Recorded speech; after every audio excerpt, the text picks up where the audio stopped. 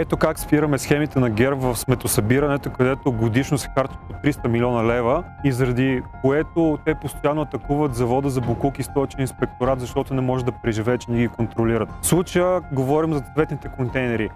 В завода за боклук на София, за който ГЕРБ похарчиха 350 милиона лева, постъпва отпадък от сивите контейнери в града. То е около 400 хиляди тона и от тези 400 хиляди тона 200 хиляди тона, половината могат да се рециклират. Тези 400 хиляди тона ни струват 160 милиона лева на година, по 400 лева на тон. Това, което имаме като морфологичен анализ от завода за боклук е, че половината от този боклук, 200 хиляди тона, могат да бъдат рециклирани. Те са неща, които би трябвало да попадат в тези цветни контейнери зад мен. Опаковки, пластмаси, кашони, стъкло. За сметка на това, тези боклуци, които не постъпват тук, отиват в завода за боклук и ние плащаме за тях.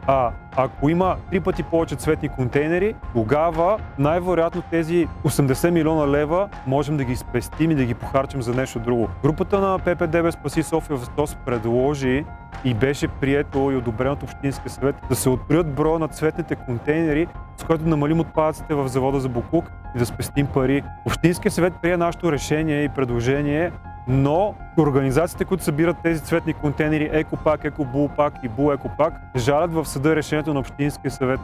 Чакаме съда да се произнесе в наша полза, за да ги задължим най-после да си свършат работата и парите, които получават от всеки опакован продукт, да ги харчат в последствие за събиране на тези опаковки, а не да ги събираме или в сметища, или да ги горим.